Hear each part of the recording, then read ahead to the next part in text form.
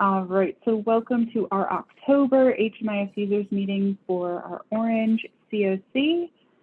Welcome, happy to have you here. We are going to go through a pretty streamlined agenda today. We want to have some follow-up and reminders from the data standard updates that went in place on Friday, last Friday. So just a reminder there, and then we are really launching into federal reporting season. So we want to go over what that means for agencies, what timelines and expectations go with that, and then what support we can also offer you. Agency check-ins is a new thing that is related to the federal reporting season. So we'll go over what we mean by that, what we'll want to know, and scheduling those. And then we'll dive in a little bit deeper into those resources for the federal reporting season. We've got some support for making corrections ahead of submitting our data to HUD. And then just a check-in on our calendar. What does the next few months look like for us?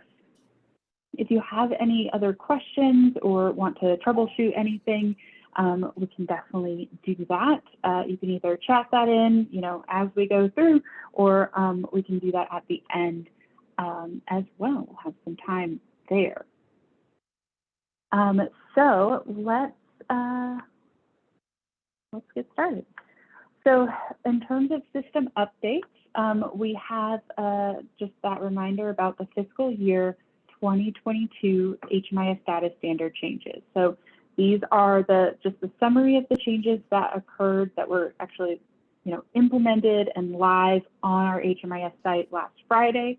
And so keep an eye out for those if you haven't seen them yet. And then of course, if you do see anything that looks like super weird, or you think you should see something and you don't, please let us know so that we can address that and make sure everything was smooth. We are double checking and trying to make sure that is accurate for everyone, but always good to check in. And if you see something that looks weird, do let us know. So this is the summary of things to look out for. So for everyone, we had demographic changes to the response options for race, ethnicity, and gender, as well as disabling condition for substance use and alcohol use disorders, and then coordinate entry event for those of you using that in the coordinate entry system. And then the bigger changes for PSH, COC-funded PSH projects, HOPWA, and SSVF are listed there as well. So you are going to want to make sure that this is being collected moving forward for these projects. If you have any questions, our training and the slides for those trainings are available on our website at the News Archive or on our OCPEH website for the user meeting. One thing I did want to go over specifically was the gender option. So we didn't really know what this was going to look like until it happened. So Friday morning, I was just as surprised as maybe you were to see how our software interpreted the standards from HUD. So this is now what our client demographics looks like in HMIS. This is our Han Solo profile, so no sensitive information being shared. But wanted to show you specifically the gender option. Instead of a drop-down, they've just expanded it out to list all of the options there. And the intention is that this is a demographic question that folks can select more than one option too. So if Han was identifying as both male and transgender, then we could select both of those options and just align with the client's identity. Now, what wasn't quite as clear when you initially logged in was how to select multiple options. So I did want to just point out, You can use your keyboard, the control button. In Windows, it's Command in Apple if you are using Apple operating system. You use control, and then you use your cursor, your mouse, your track pad to select the multiple options. So it is kind of a two-step process there, and then you're able to select as whichever appropriate identity the client has. Any questions about that? Feel free to let us know too if that was as surprising to you as it was to me. All right, so this is a little bit of a different view. It takes up a lot of space, so just we're not like weighting gender more than the other demographics. These are all important, and just make sure that we are aligning our responses with the client's identity.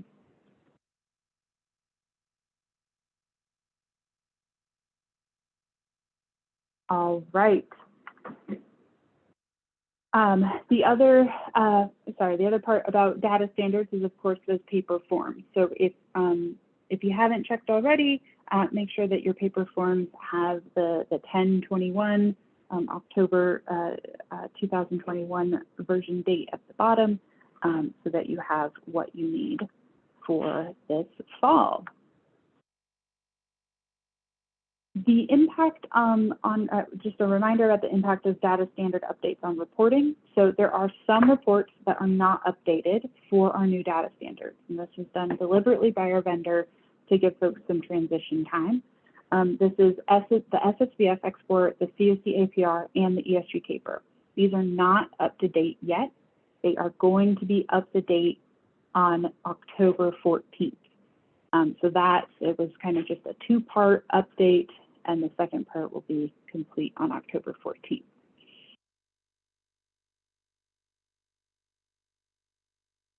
Any questions about reports? Hopefully that is okay.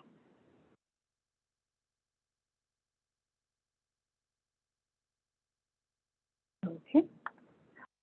The other part of reports is it did want to just make sure we knew. We had some concerns that maybe by name list or the data quality framework wouldn't quite work after these updates.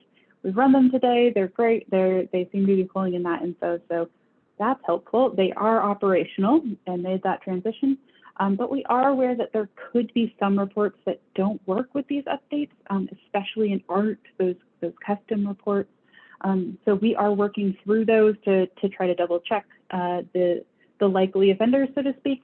And let us know if you have a report that you really need, particularly like this week, if you need that fixed, and we can appropriately prioritize that fix for you.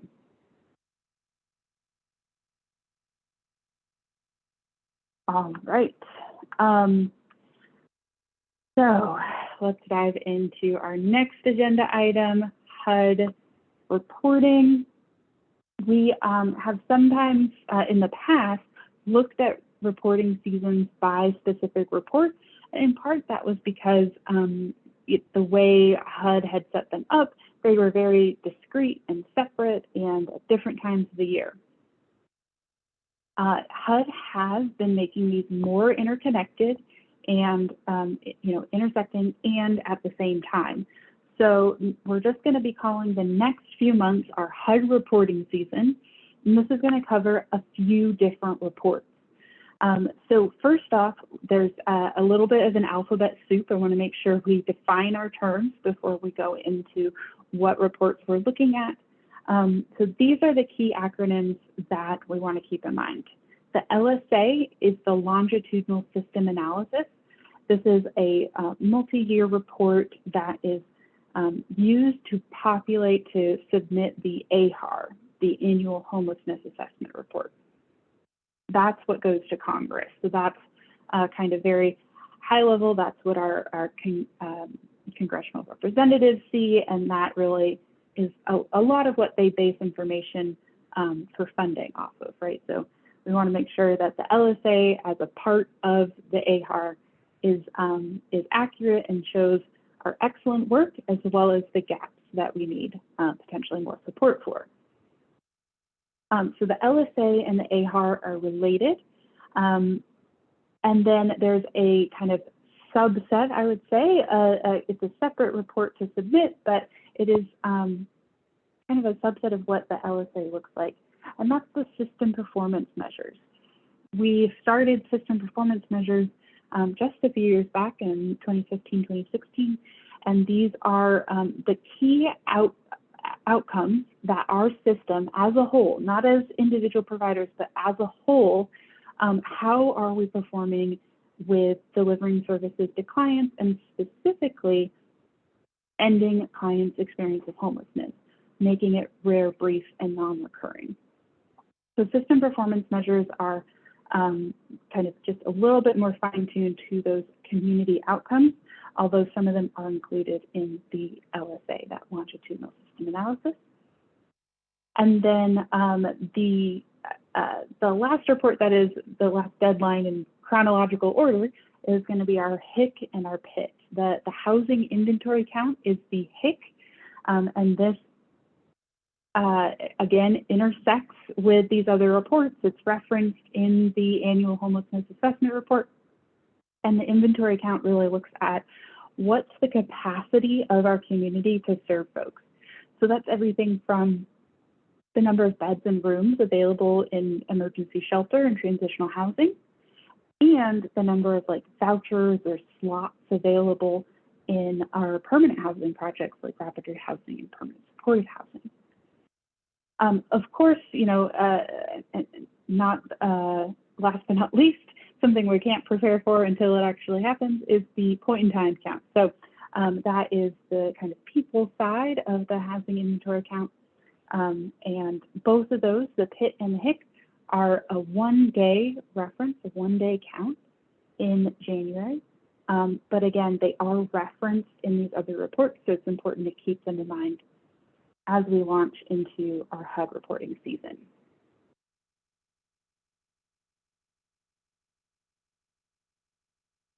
All right. So we are kind of tackling all of the trouble areas for these reports at the same time to try to make it more efficient, more streamlined, and easier on all of us. So we are tackling potential client issues for these three reports specifically. And we just wanted to show a little bit of the breakdown of the overlap and what's included. So the LSA and system performance measures are multi-year reports. So they focus on the most recent federal fiscal year. October through September is how the federal government runs, right? So they focus on that, but there's this look back period. They're seeing if we've seen clients before, they're seeing what outcomes they had before, and we're really adding up the experience of homelessness over time. And so really, we're looking at data from all the way back in October 2018 through last Thursday, September 30th. So that, you know, we've already checked a lot of the data in those previous years because we go through our annual process every year. But as we look at these clients, as we look at this data and possibly make corrections, know that there could be some kind of older dates in there, and that's why we're really looking at a client's experience for potentially up to a couple years. And then the focus is overlapping, but slightly different, like I said. So from a data quality perspective, the LSA is really looking at household composition, client location, where are these clients being served, demographics, so the kind of experience about race, ethnicity, gender, also you know, other identities or histories like domestic violence history. This is also looking at enrollment overall. So when are our entries and our exits? How long is the time between an entry and an exit? Are there overlaps? And utilization. So one thing about the LSA that makes it more similar to the HIC is that utilization. inclusion. So we are going to need to make sure that everyone that was being served is actually enrolled in HMIS for key points of time in the last year in order to make an accurate utilization calculation. System performance measures really focuses in on the experience of homelessness being rare, brief, and non-recurring. And so the aspects of our HMIS record that we're going to look at are the homeless history, key dates where the situation changes for a client, like dates of engagement for street outreach programs, and housing move-in dates for our permanent housing programs. But also for everyone, exit destinations and annual assessments. So those are the key kind of data elements, those key questions that we're going to be looking for accuracy, completeness, and validity for our data. And then at the tail end of this submission period is the housing inventory count. Technically, this is going to be a look at our capacity on January 26th of next year. But each year, the LSA looks at the previous HIC. So it compares the information that we submitted for this past January to everything that happened through September. And we're going to do that again next year. So what we can do now is really make sure that our inventory is up to date and ready to go, so we don't have to do a lot of work in February and March to clean up the housing inventory count.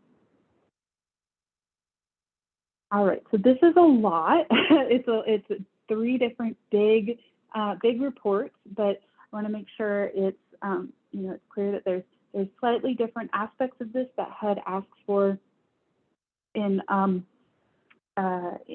submissions as a community, but they all intersect. And what we're going to do as a data center is really kind of hopefully demystify this and just really specifically give you, okay, there's this issue, and this issue.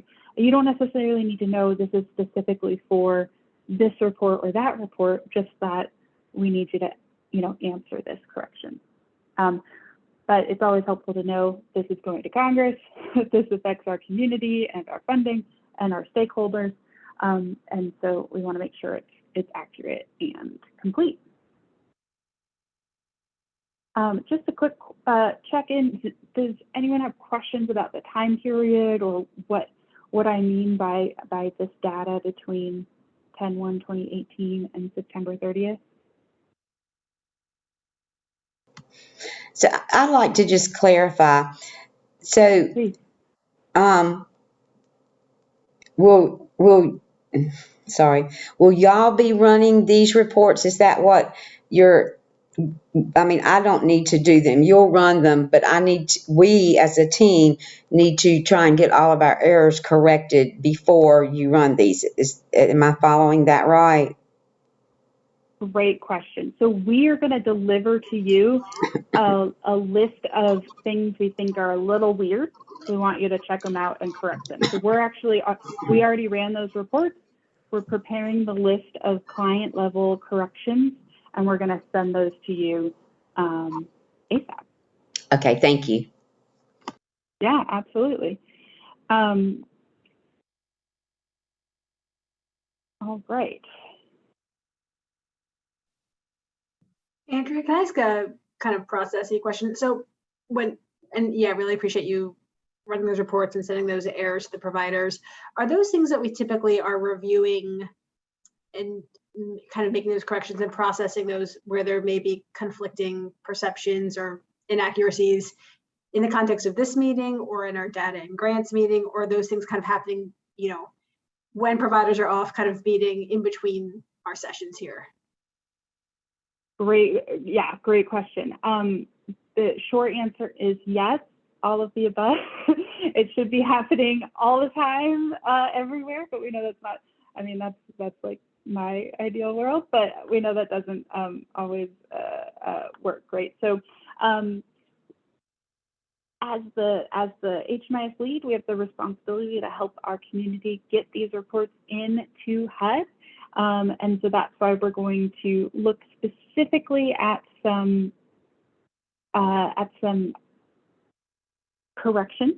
But this is also something that we should be, some of these issues should be reviewed on a regular basis at the agency, right? So that's things like our APR data quality, which we do reference in the data and grants meeting and at our, through our performance matrix. It also is included in applications for funding, like for ESG and COC funding. So this is all kind of intersecting and connecting. I think the key things are that this is one of those times where HUD is looking at it, HUD is reviewing our data quality, and they're going to tell us whether or not our data is acceptable for the LSA and acceptable to go to Congress. And so this is kind of just one of those peak moments of awareness for our data quality, but this is something we should be looking at on an ongoing basis. The other thing is that with some community issues where there might be an overlap, where someone might be enrolled in both transitional housing and, it says that they're moved in permit supported housing. And that doesn't make sense, but you couldn't maybe see that if you run a report for the transitional housing project. So there's some community things that it takes kind of it takes us to run reports a step back in order to see.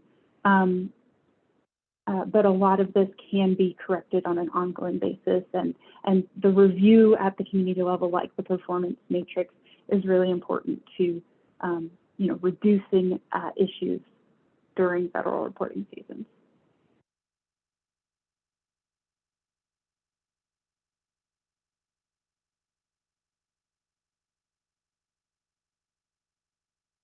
Going in a little bit more specifically even about what's included. So we broke out the fiscal years from HUD. This includes those 3 fiscal years because we are doing a look back. We are saying, okay, if someone came to our services, for street outreach in August of this year, did they exit to permanent housing last year? Did we see them before? Did we serve them before?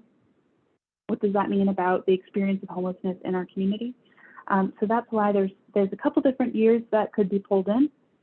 And then it is also helpful to note that we are specifically looking at street outreach, shelter, transitional housing, rapid rehousing, and permanent supportive housing. So you'll notice coordinate entry is not there, but that project intersects with some of our other projects, right? You all coordinate information. Sometimes you're sharing information for those rapid rehousing projects.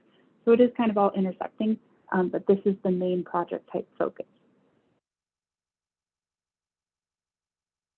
All right, and then who's pulling in is those active clients during this time, who has an enrollment and potentially continuous days back in time outside of the window.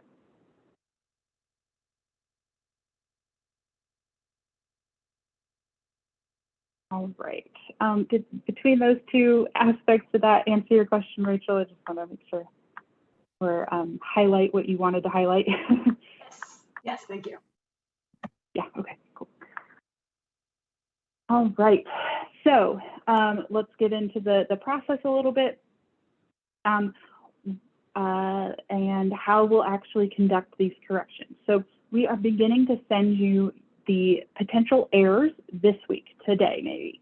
And these corrections and reviews will we want you to have that complete, absolutely done final by November 12th. So that gives us 6 weeks. And along the way, we are looking for progress. We'll be refreshing the reports every 2 weeks. So on Monday the 18th, Monday the 1st, and is that, no, I think that's Friday. Sorry. We will be refreshing the data on these dates, whichever day of the week they come on, the 18th, the 1st, and the 12th. And so just to let you know that, like, if you correct something today or tomorrow, we'll be able to give you some updates on that in a couple weeks, but keep working on the other corrections as you go. We really do want to see progress on an ongoing basis from agencies. So just because we have these 6 weeks doesn't mean we should just wait until November. We really do need to make progress on these each week and chip away at it so it's not too overwhelming. The expectation for agencies is that you'll review this list of client issues. So we're hopefully doing some of the heavy lifting by pulling those reports, collecting them together for your agency, giving them to you for each client specifically, and then you can review that, make corrections if necessary, and communicate progress back to us. We do want to note that corrections can be shared by HMIS users. So we'll be communicating with agency admins mostly, but anyone in the agency can help support this work, this review, and the corrections. So what do we mean by communication? There's a couple possibilities for a response to a correction, right? So if I tell you that a date of birth is missing, there's basically 3 different things that you could tell me about that client's missing date of birth. That you got it corrected, which would be great, that's the ideal. That you can't correct it, maybe the client left, you don't have that information, they refused at every point of their enrollment with you to give you that information. So it's a confirmed error. This is an issue that is known and not correctable, right, with accurate information. And then lastly, maybe it looks like there's not an error, and that could potentially be a report issue or something else a little bit weird with maybe EDA mode or something. Those are just kind of 3 basic responses for each error. Corrected, can't be corrected, I don't see what's going on.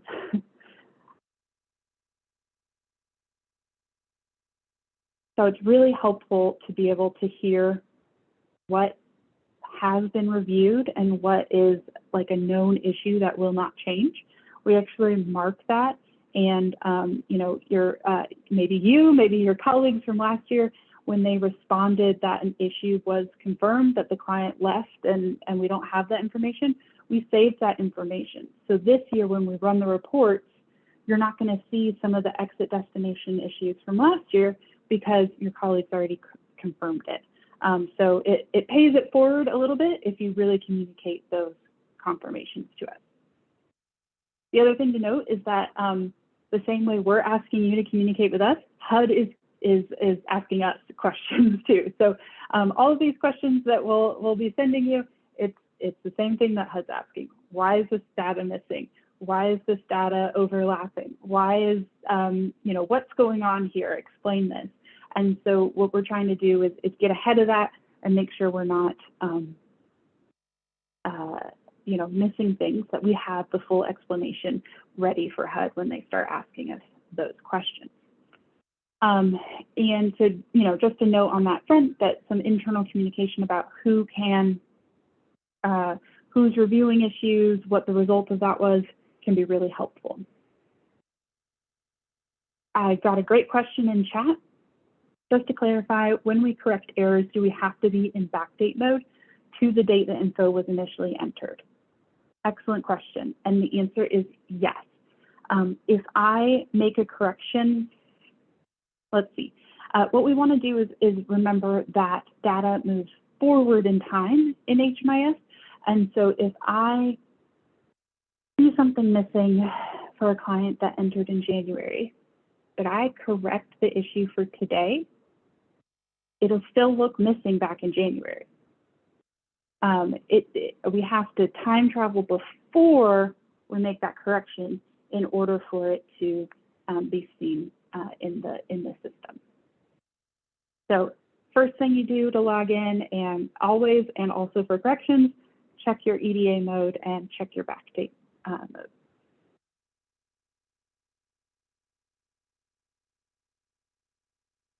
All right, so that is plenty to think about. We also do want to give you support, right? So not in the 6-week window, but this fall, we're going to be scheduling some agency check-ins to make sure that that we have the accurate information in HMIS, and that we can troubleshoot anything if needed. So keep an eye out for a scheduling email for agency HMIS check-ins. What we'll be asking you about is, how's progress going on these corrections, if needed. Maybe you'll be done by the 3rd week of October and you won't need to go over that. So we'll review that if necessary. We'll review who needs HMIS and who can we go to for what, who should be our, do we have the right point people for these reporting things? Funding, make sure that's all good. We do have to submit funding information for these HUD reports, so we want to make sure that is accurate and up to date. Sometimes there's those amendments that we forget to tell the data center about, so we want to make sure that is all up to date. And review the bedding unit inventory. As I said, that is a key part of both our longitudinal system analysis and our housing inventory count, so we need to make sure that is up to date. Sorry, Andrea, Andrea, I have a question real quick. So we initially started using HMIS in October of 2020. At that time, we transferred all of the data that we could from the previous database, which was OC Connect. During that transfer, a lot of the data elements did not get entered. Okay, we know that now. We were like on a timeline in a sense to just get something in HMIS, and we failed to bring everything over, and we didn't realize the impact it was going to have by not doing that. So we know that we're going to have missing data and we're going to have errors. I'm in the process right now of determining which CEs are still open that should have previously been exited. And so that is coming so that we will not have any open CEs that should not be, that are not, active cases right now. But basically wanted to get that information to you as a reason for a lot of the errors that you're going to find. Appreciate that context. Yep. And so, this is one of those opportunities to kind of take stock of where we are, what progress we've made, and see what can be filled in, right?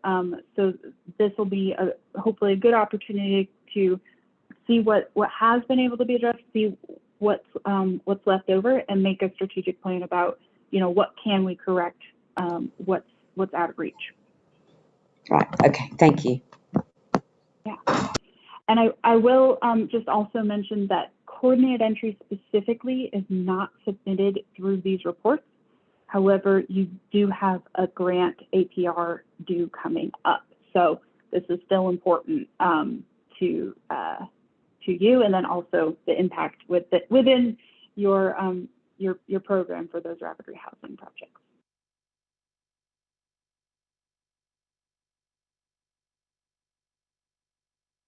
Awesome. Yeah, great. Okay, we can. I think there's an aspect of this that is about transparency, right? Let's get these in front of us. Let's see what we can do and work together to get that done.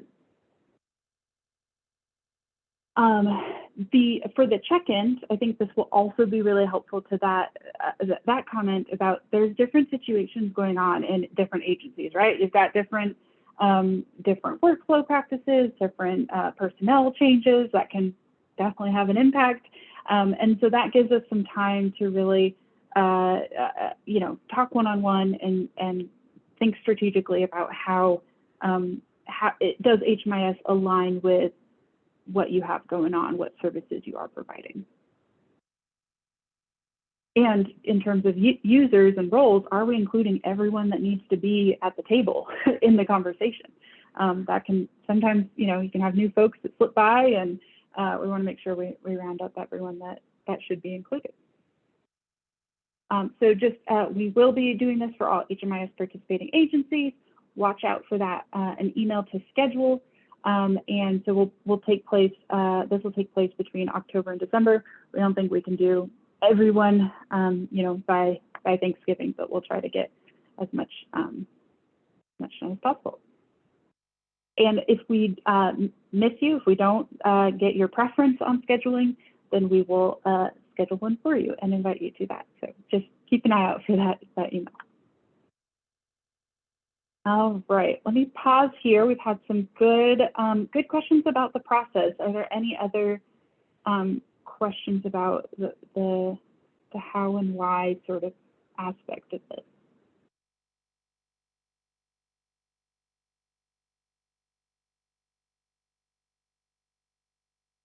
Okay, well, let's go just a little bit deeper then and look at how do we actually make this happen. we know the scope, we know what we want to accomplish. How are we going to do that? So this is a little screenshot, a visual of what you'll actually receive in an email. So we are going to be sending you that client correction Excel sheet to your points of contact, your agency admins.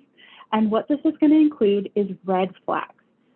So from our perspective, at a system level, these look like missing issues. It looks like an error, something that doesn't quite match.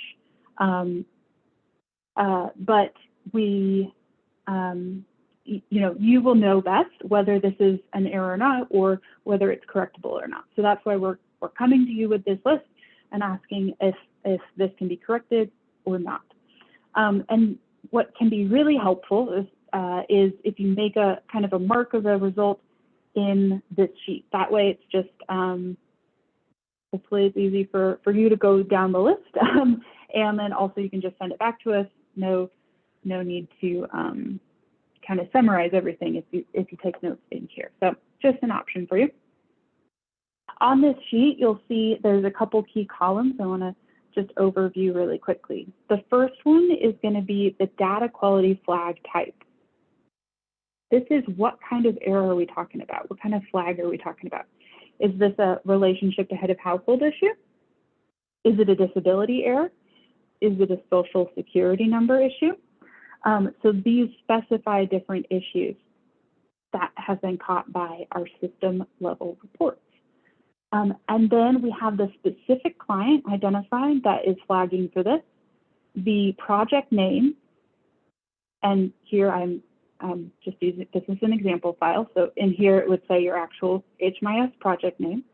And then we have where we can, we have some information about which entry, which enrollment is being impacted. So these dates should help you figure out which backdate to use for the correction.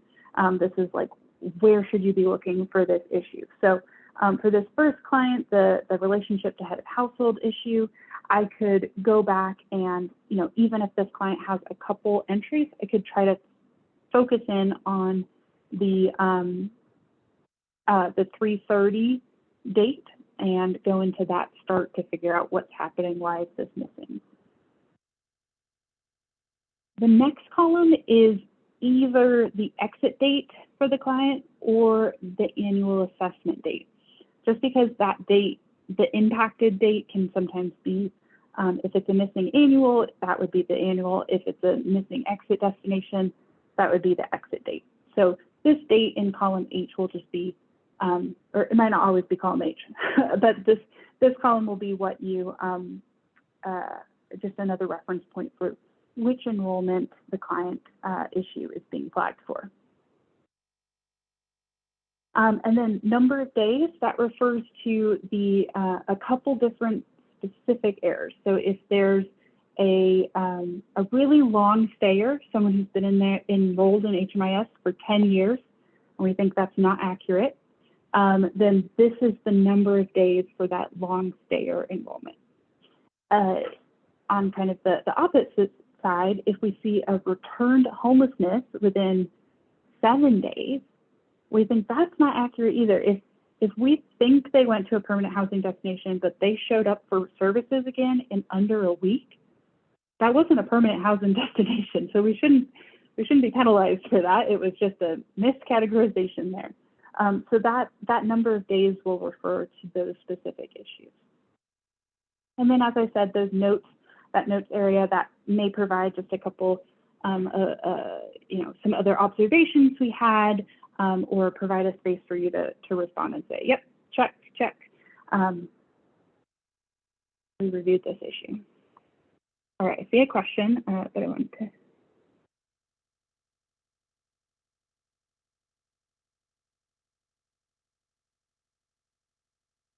All right.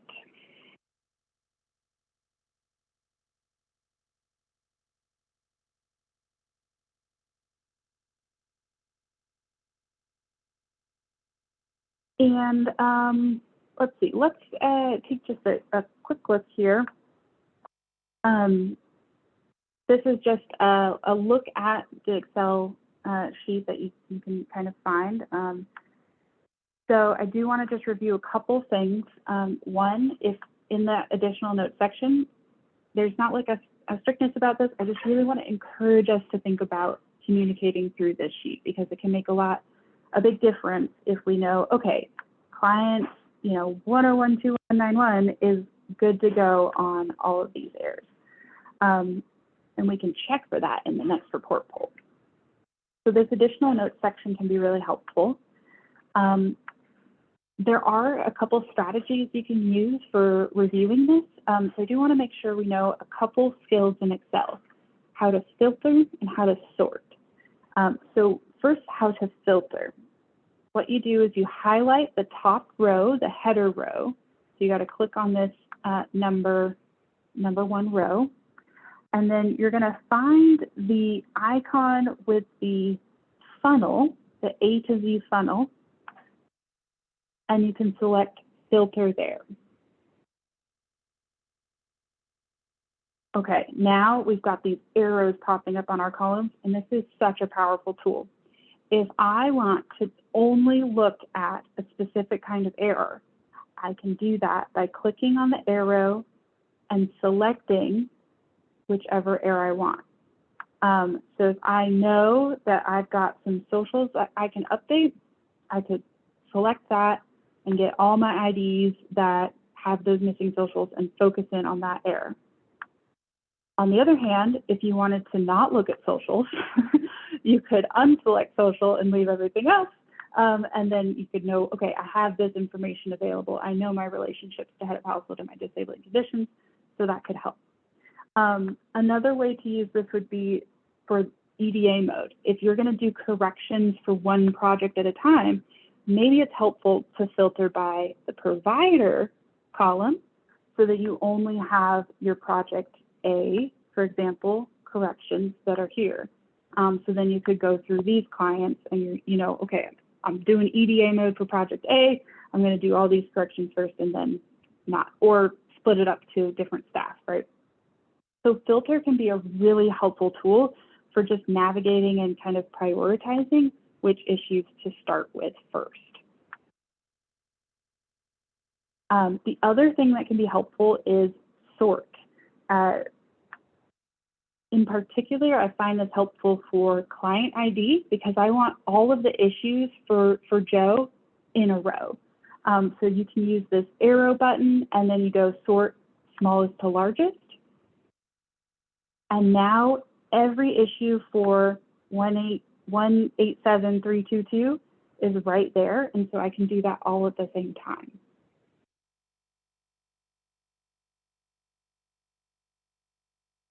If folks have other tips that you want to share for Excel, feel free to chime in. But I think this can just really elevate your game in terms of being efficient with how to review these corrections. Was that the provider sort so that you get all the errors for the one person altogether? I sorted by client ID so Okay. that the client, client 201 has all their issues in a row, no matter what kind of issue it is.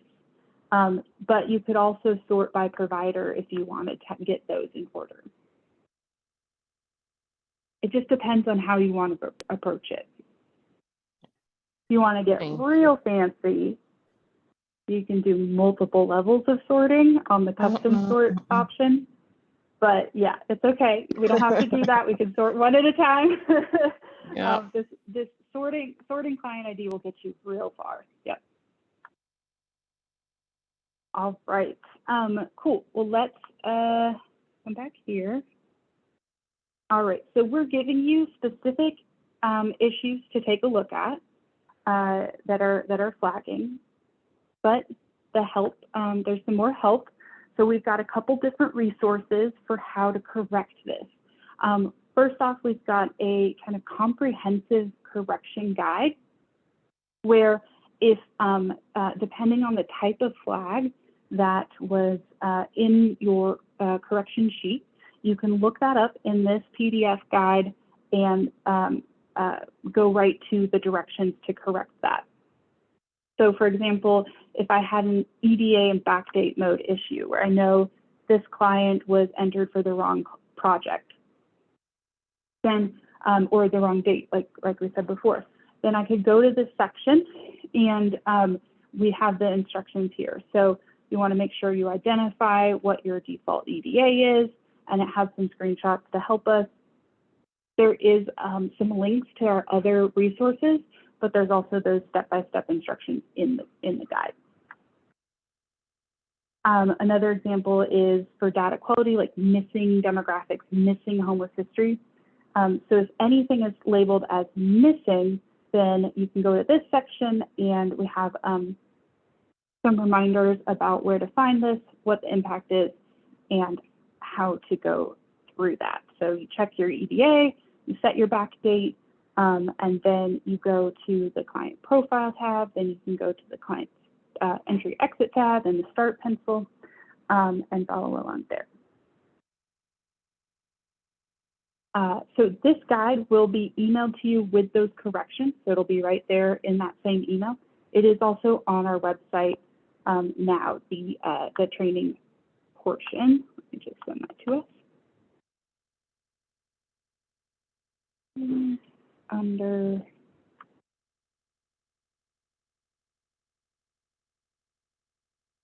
okay. Now, with a lot of our missing information, it's helpful to remember what is considered missing. Those are called null responses. And so we are looking at null responses that do not explain a client's situation. They don't add to the client's context or experience of homelessness. And that can actually cause some damage to our reports. It causes us to decrease our data quality. And so here are some examples of that. Client doesn't know, client refused, data not collected. These are our standard null responses. It's possible for something to be true and valid and still not helpful. So those are some of those options.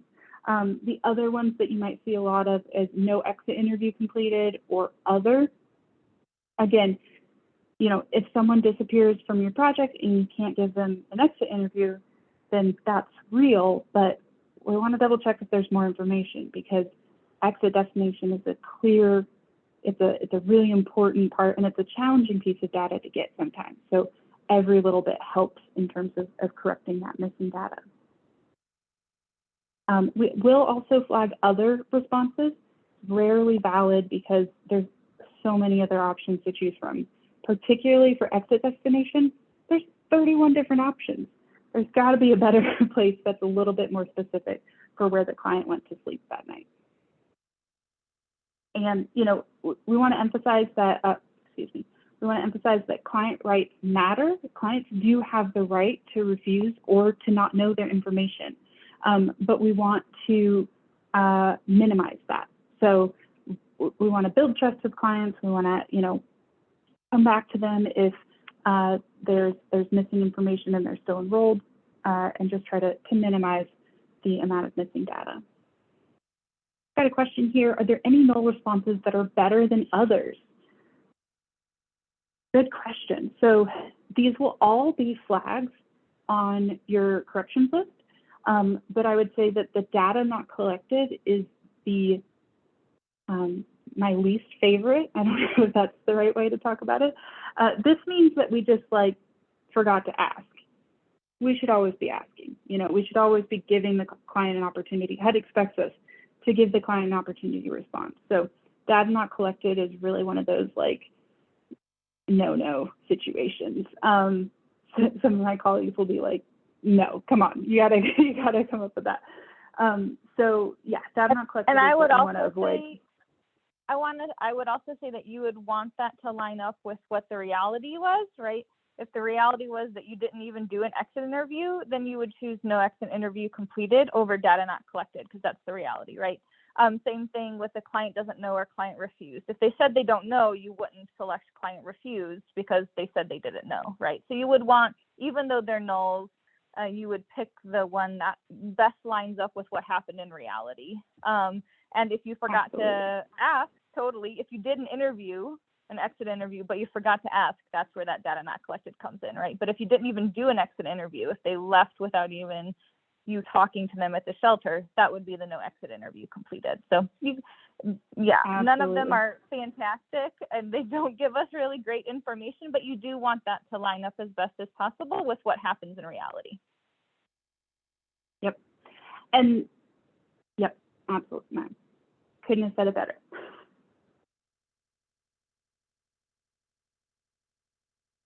All right, so other resources and support for us. So we've got the guide for the different corrections. This gives us specific steps for each type of flag, and this is going to be emailed to everyone with their list of corrections. Because we're only pulling these reports every 2 weeks, you can still use the APR and the CAPR to see if a correction worked for many of these issues. So I do want to just highlight that how to read and run guide is definitely available to help you see if the correction worked. And then we're also going to be hosting HMIS Happy Hour, bring your own data on Wednesdays, starting next week, 3 to 4 p.m. And this will be in the slides, but we'll be using this link for GoToMeeting for the next few months for those Wednesdays. So this will just be a nice collaborative opportunity, a standard time when we have data center staff ready to go and answer your questions. All right, we also have a recent training that we did for data quality reports and reviewing the APR and the CAPR, but I did want to highlight just a couple places, well, more than a couple, the specific times where if you want to see what corrections, how to do specific corrections, we did review that in a lot of this training. So just as a reference, you can go to the 1 hour mark for income issues, but you can head back to 4740 for date of birth. So this will be more useful after this meeting. We did talk about this a little bit, but we can avoid these big scary corrections by reviewing reports at our internal staff meetings, reviewing data with leadership, doing at least monthly and quarterly reviews of our data, just running those data quality reports more frequently, particularly if you have new users, right? If you have someone new coming on board, give them a little bit of extra support. Run that, APR after their first week, just to troubleshoot before anything goes awry. So happy October. All right, we'll just a couple other updates here. We talked about this last month, but just a heads up again, we are having a new training system coming soon. More information to come. We're really excited about increasing training capacity. That is the update. It is still October-ish. We are working to give you an annual privacy training and some check-ins on the new data standards. So that will be forthcoming. All right, and then just looking at our timeline, our calendar here, we're doing our agency check-ins over the next couple of months, October through December. Our next meeting is November 1st, and our deadline for those corrections is November 12th. And we'll be giving you more information about the training transition on the horizon. Oh, I see a comment. Yeah, I do have a great question about a null response, and when we have a person who disappears, which is the best to use for destination? It is no exit interview completed. So no exit interview completed is more descriptive for that client who disappeared, who didn't say goodbye.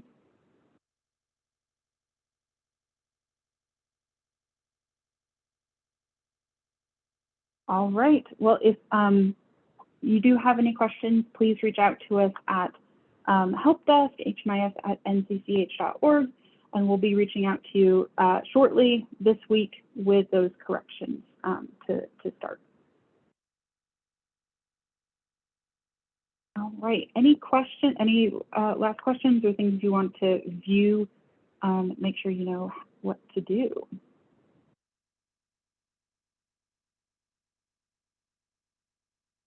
Okay. I will be posting this, but I can just let us see this one more time too. So on our website, ncceh.org, these resources for data corrections are on our data center side under HMIS. And then you want to go to the training and knowledge page. This is our kind of training and knowledge development section. And then under here, there's some guides that have a specific section for reporting. So you want to just go to the other resources and guides header here, and that opens up to more guides than you want, but our reporting guides are here, from our data quality report training to our HUD reporting correction guide. So that is all available for you now. I don't see any other questions, so pause again.